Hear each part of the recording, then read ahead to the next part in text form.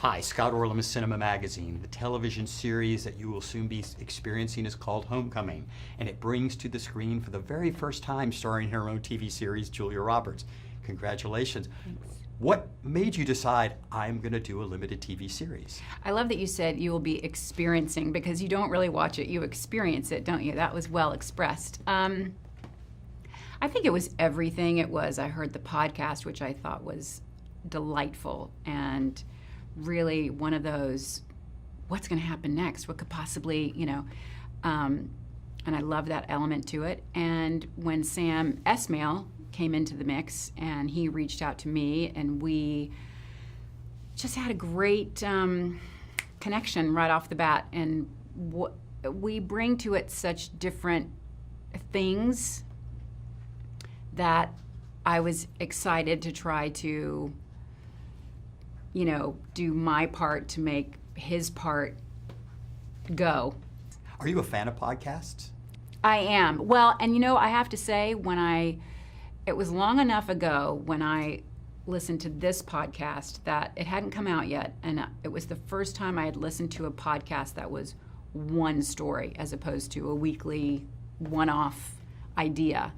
One story throughout an entire thing, and it was fascinating to me. It seemed like a radio show, like you'd sit around the living room and listen to this story, and that's what I loved about it, because you were hooked. And the idea of having to wait for the next week to hear what it is, fortunately I got it all together, but I love that. I love that edge of your seat storytelling.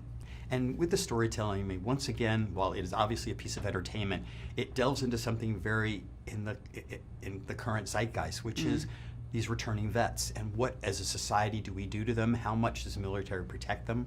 Where do they go? What happens? Do you feel that hopefully a show like this causes conversation?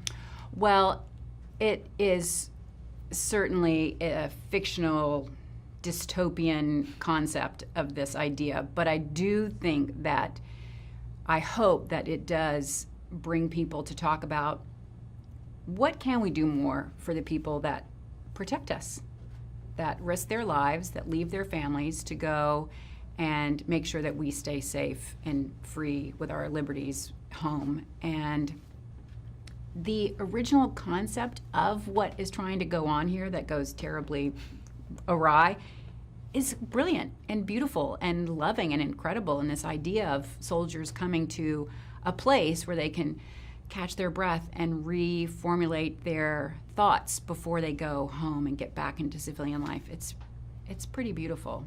But there's also the concept of your character with Heidi of memory. And as we start, I don't want to give too much away, but as we start to explore this and we think like, God, she's holding back, and you're like, wait a minute, there's something else there.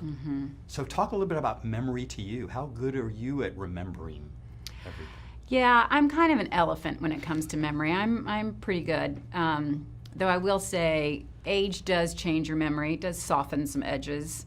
My oldest son, if I cannot remember something, I'll ask him. He remembers the details, just the fun, the weather. And he just, oh yes, because that day, and you were wearing that orange sweater, and he's really good. Too, I mean, what is fascinating is as the show kind of moves on and it's exposing itself, it's a mystery. And we're not quite sure of everything that we think is going on, and it plays with two different time periods. How much of that genre aspect kind of appealed to you? I love that genre. I love something that keeps you guessing the whole time. I mean, Sam has done some really brilliant things with the camera, and I think it just makes even more that feeling of anxiousness of, who's who are the bad guys, who are, I mean, some days he would say like, oh, Heidi, she's so bad. I'm like, what are you talking about? She doesn't do anything wrong.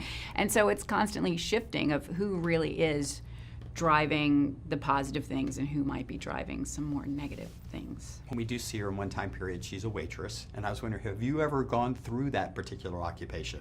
Of being a waitress? No, I have been a hostess and I have worked in a restaurant kitchen, but the one in between that everybody seems to fall into, the waitress category, I have not been I feel like a waitress in my house sometimes, but yeah. And the last question for you, kind of for the Golden Globes, is obviously you've been there many times. Hopefully you'll be coming back more.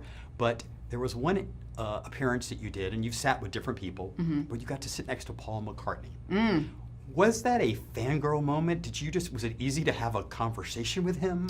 It's funny that I remember that actually really clearly, obviously, because it's Paul McCartney. I sat between Paul McCartney and Ron Meyer, and he, I think, has really managed to create an energy that comforts people, because you don't want to scream like you're watching the Ed Sullivan Show, but you do. And so he makes you feel like it's all going to be okay. We're going to get through this together. And he's delightful and lovely. Was it easy to have a conversation with him? It really was, but I think only because of him. I didn't make anything easy. The whole time I was just thinking, is there a seatbelt for my chair so I don't, just hug him and squeeze him and tell him how he's just changed everybody's lives, There's no seatbelt in my chair, but I just want to thank you for changing my life. Julia Roberts, it's always such a pleasure. You. And this is Scott Orland. Until next time.